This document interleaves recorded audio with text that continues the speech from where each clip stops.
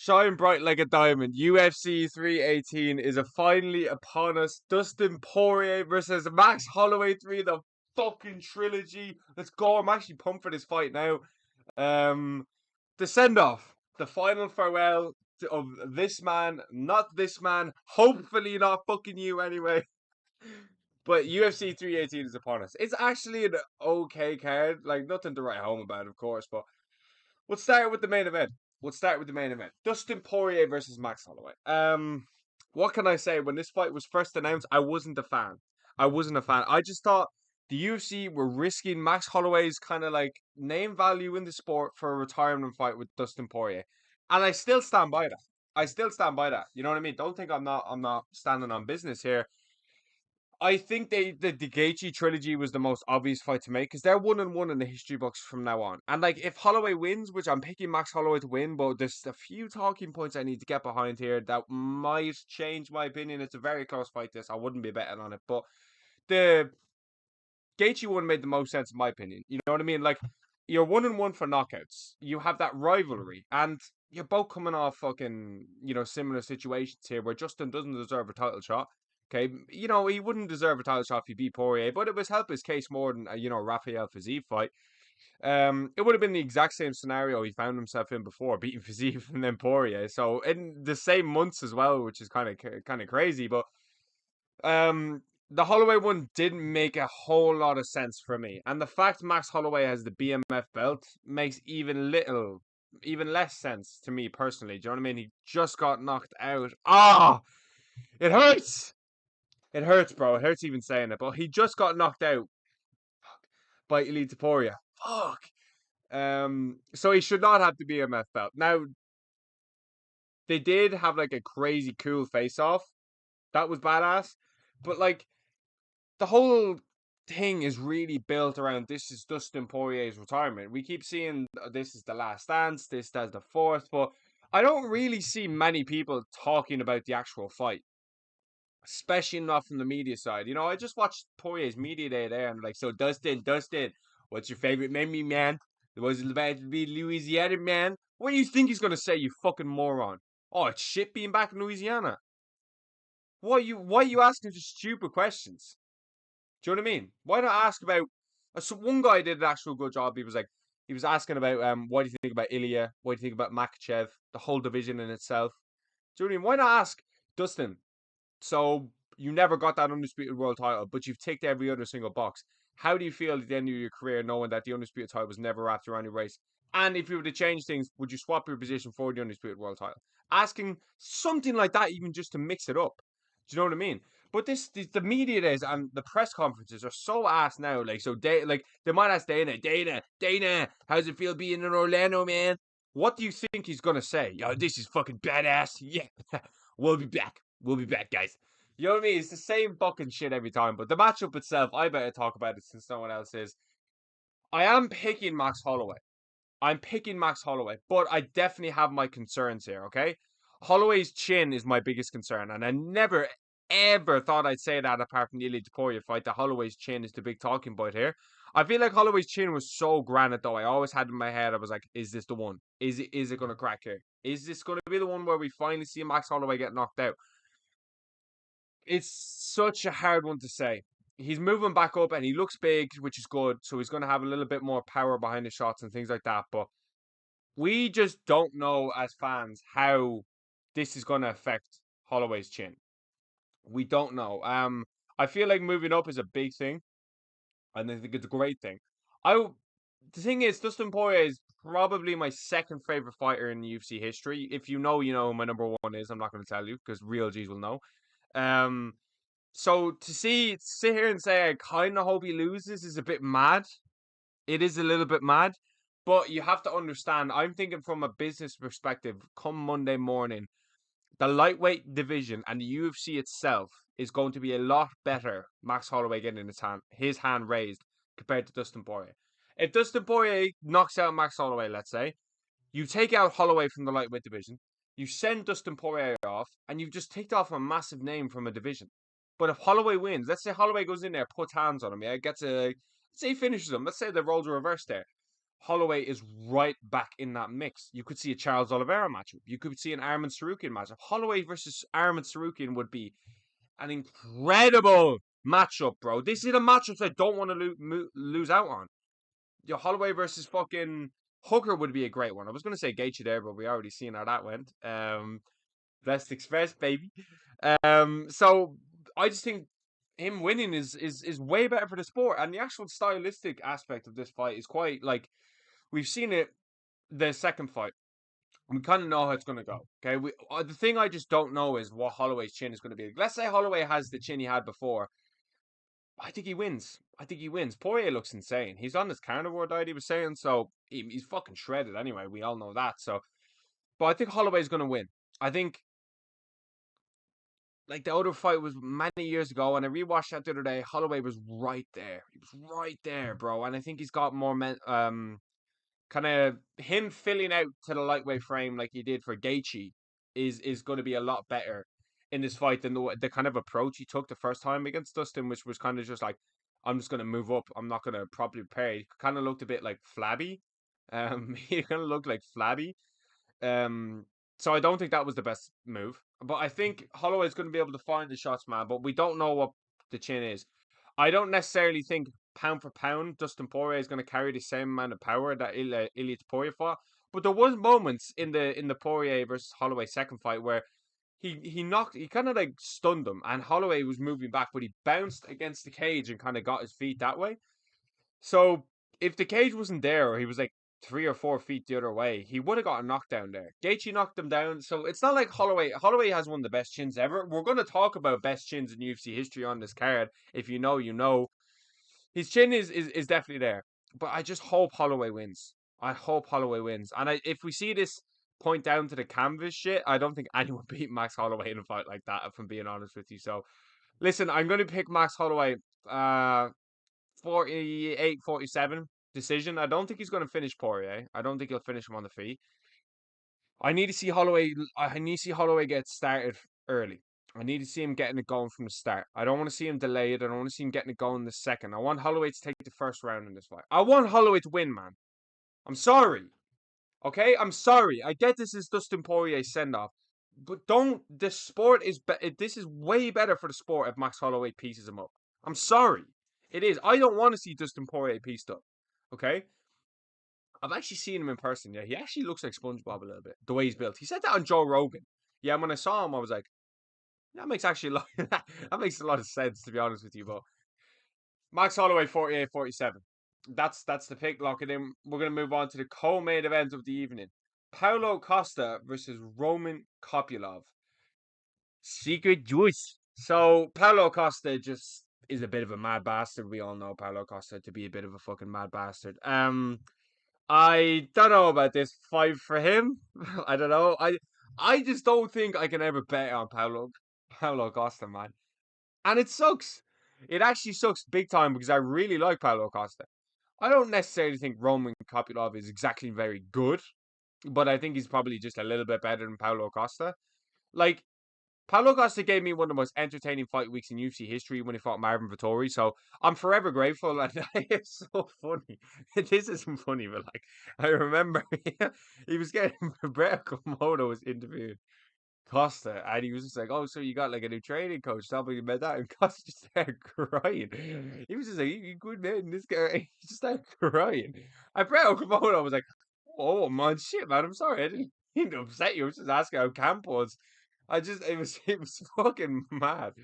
Um, stylistically, I think Kopilov's going to be a bit too much for him. You know, I think he probably is a bit too much for him everywhere. Paulo Costa is a very big guy, but big does not get you really that far in the sport. I'm being honest, man. We saw it against Izzy. We saw it against Izzy versus Costa. He got drunk on the wine. I didn't like Costa for ages because he just seemed a bit fucking annoying. And then when he missed weight, I just thought he was like, I was like, this dude's a fucking absolute idiot. I would have loved to have seen him versus Hamzat though. I would have absolutely loved that. I would have loved it. That would have been such a funny fight to watch. Two absolute fucking beefheads just mauling it out in the cage. It would have been entertaining, bro. It would have been entertaining. I think Roman Kopylov is going to get this one done. I'll go via decision. Pablo Costa's, no, I wouldn't even say he's worth a bit of your money, but I mean, like, I'd probably throw like a fiver on him if I was drunk in the pub or something like that. So yeah, I'll go with Kopylov via decision on that one. Next up, Kevin Holland versus Daniel Rodriguez. Kevin Holland mooches his way onto another UFC card, and I'm going to be picking him in this fight. D-Rod is kind of a bit of a no. He's a fucking stud, to be fair. He doesn't really. He's not that entertaining as regards. Like, I'm not hyped to see Daniel Rodriguez fight. I'm hyped to see Kevin Holland fight. But Kevin Holland's so frustrating. So frustrating. He's honestly, I think, the most frustrating fighter in UFC history. I don't know if you all know who Niall Ranger is, the football player. That's who Kevin Holland reminds me of. Has so much talent, but just doesn't piece it together. Just doesn't piece it together, bro. I honestly feel like Kevin Holland's a bit like Niall Ranger. He's not Paul Pogba level. Nah, he's not. Nah, he's not like a million miles off though. But he's so good, but just I feel like Kevin Holland just hits this mental barrier of he doesn't think he can beat you in the cage after like the second round or the first or second round, and he kind of like the John Jones thing of building in excuses. So if it all goes tits up, at least he can just say, "Well, that's why I lost." You know what I mean? If I did this, like with the fucking Wonderboy fight, it was kind of like a built-in excuse to stand with him, and he could say, "Oh well, I stood with Wonderboy. There's no shame in losing to a Wonderboy on the feet." You know what I mean? Instead of right, I'm going to go in here, see what I can get going on the feet, but I'm going to grapple. That's going to be my primary base here. And same thing with the Michael Venom Page fight. Just he was laughing and smiling, and the MVP took him to absolute fucking school. And I picked Kevin Holland to win that fight as well. Fucking idiot, but I'm going to be picking Holland to win this fight. I think D-Rod's quite like I won't say. I think washed is quite harsh. I don't like saying washed. I think washed is a bit fucking stupid, but he's definitely not been the top echelon of the division ever. He's never been at the top of welterweight. Okay, he's had a few good wins here and there, but uh, Kevin Holland all day. I like Kevin Holland. I just want to see the guy fucking win. Do you know what I mean? God forbid I want to see Kevin Holland win. I don't know, man. The dude just so inconsistent. Like he's like a fucking flip flop. From being honest with you, 1 minute he's good, 1 minute he's at welterweight, 1 minute he's at middleweight. The next, who the fuck knows? Next up, so I'll go Kevin Holland. I go Kevin Holland via. Oh, I'm right in the middle of his name there. I'll go Kevin Holland via fucking TKO on that one. I still need to move it up. Fuck. Would you have such a fucking long name? Ige versus Patricio Pitbull. You know what I say, bro. You know what I say. All of these guys coming over from Bellator, from here, from there, from PFL, from fucking Rise, from fucking wherever the fuck it is. Don't bet on them. Just don't bet on people coming to the UFC.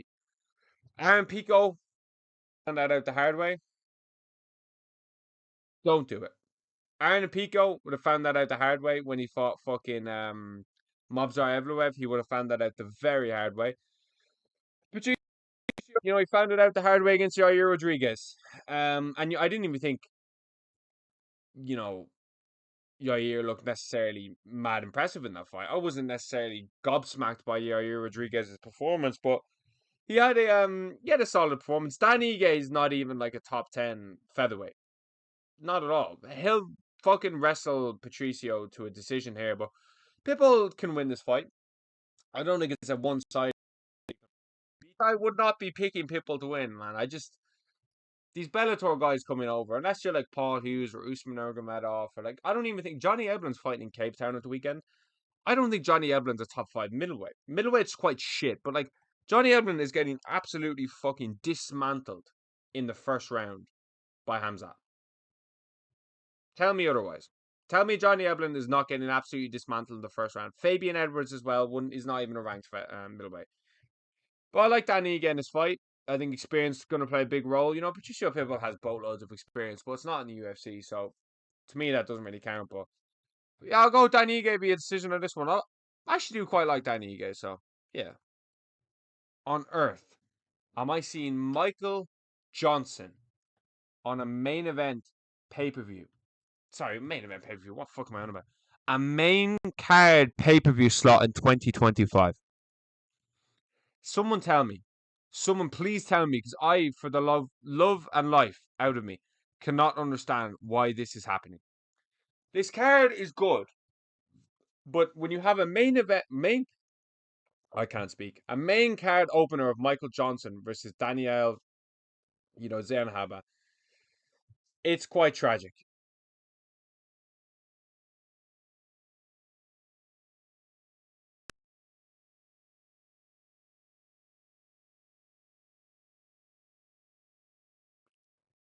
And it's not like Daniel Zellhuber is really like necessarily a great fighter, but Michael Johnson, man, this is the Paul Pogba of MMA.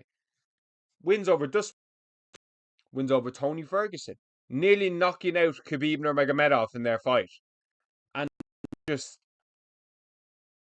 never really kicked on, did he? He never kicked on, never really became much in the sport. I always respect Michael Johnson, though. You know what I mean? He just like he got like robbed there a few months ago, or maybe this is like a year or two ago. I can't remember, but yeah, man, not much interest in this fight. There's only kind of one or two prelim fights I care about, you know. Kyler Phillips versus Vinicius Oliveira. Very good scrap. Very happy with this one. Really looking forward to this fight. I'm really looking forward to the one down below. If you know, you know. I can't wait to talk about it. But Kyler Phillips versus Vinicius Oliveira. Vinicius Oliveira is very fucking quick. So I'm going to be picking Vinicius Oliveira in this fight. I think speed is a massive thing in fighting. Like if you have speed, I think speed's probably like the most important thing to have. You could have the cardio, you could have the power, you could have the precision, but if you're slow and predictable, you're not going to land. That's honestly how I've always thought. If you're slow with your takedowns, as good as you can control people, as good as you can get people down, if they can see you coming from a mile away, you're cooked. You're utterly cooked. And I always thought that. Like, speed is number one in MMA, in my opinion. Speed is the thing you have to have.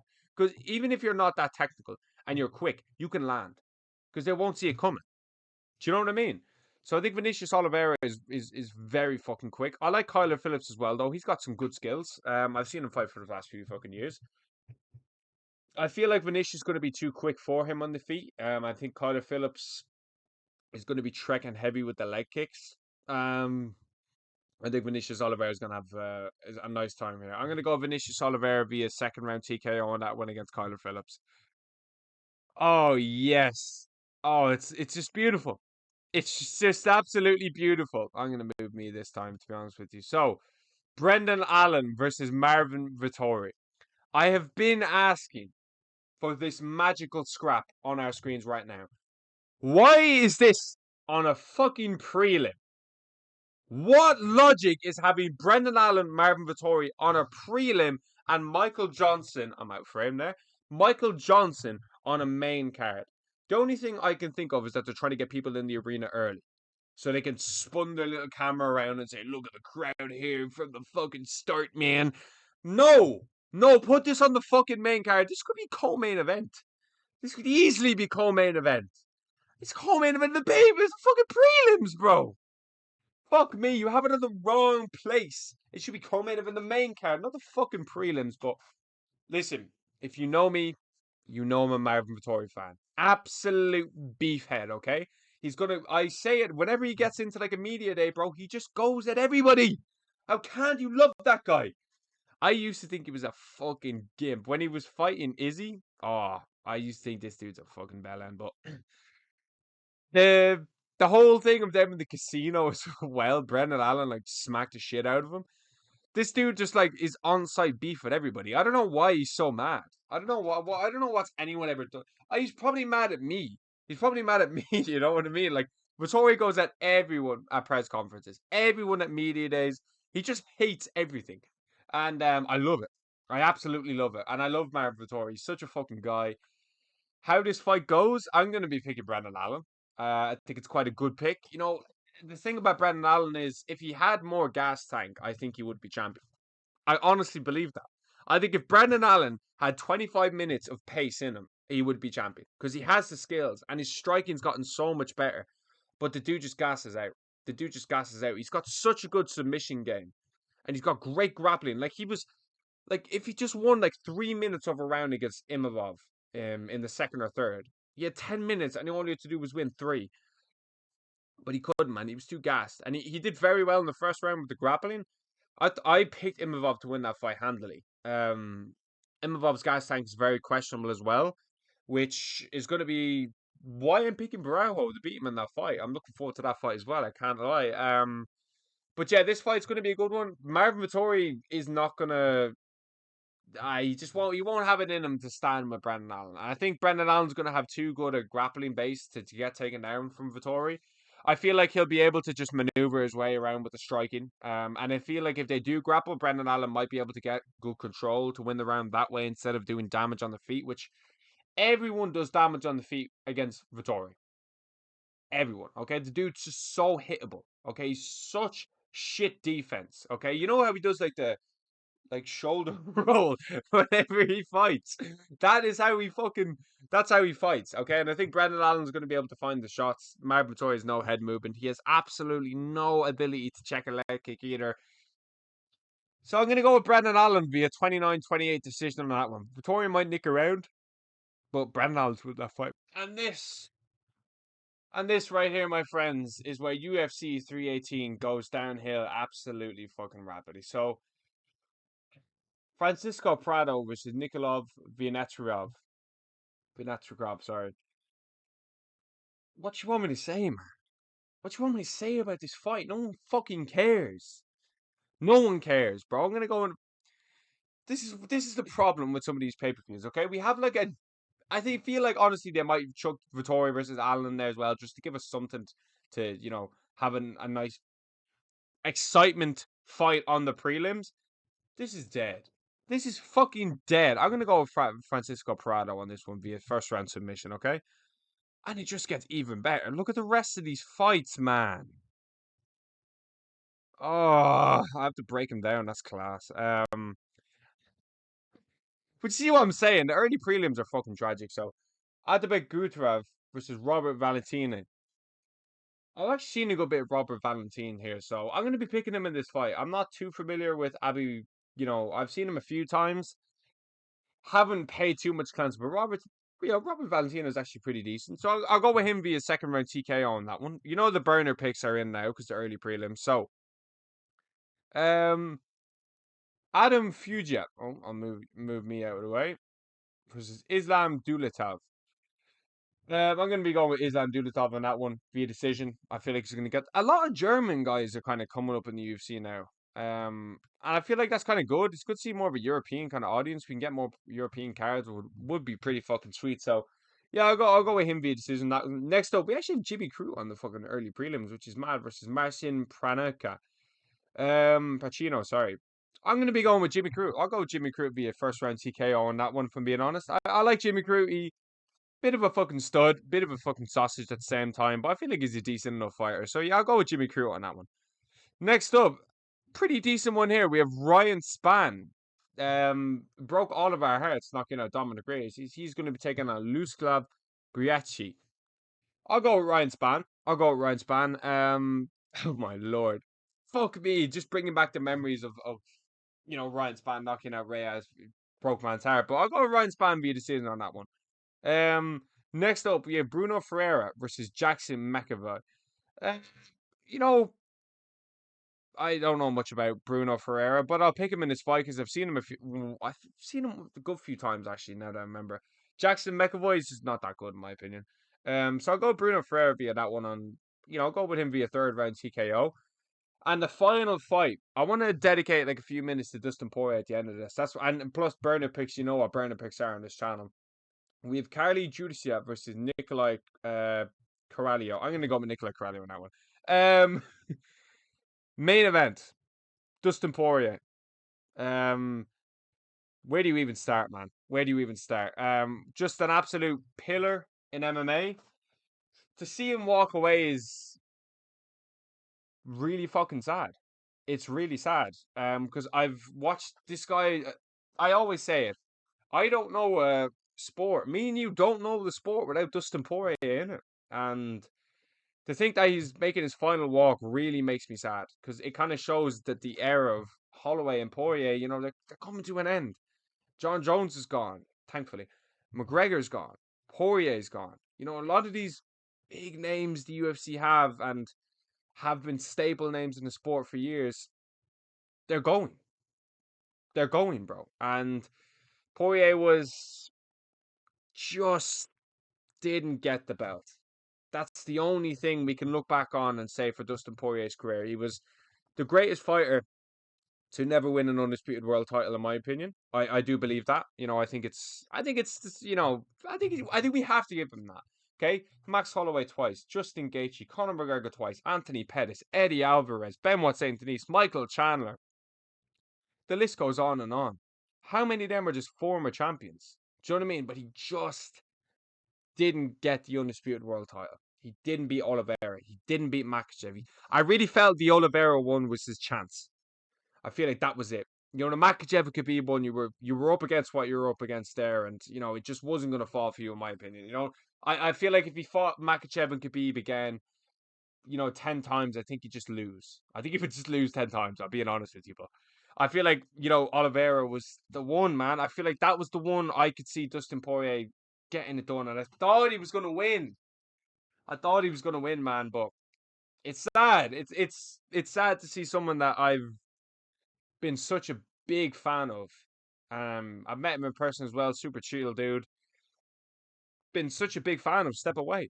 You know what I mean? He's been an inspiration to MMA fans, and the sport is not better without Dustin Poirier in it.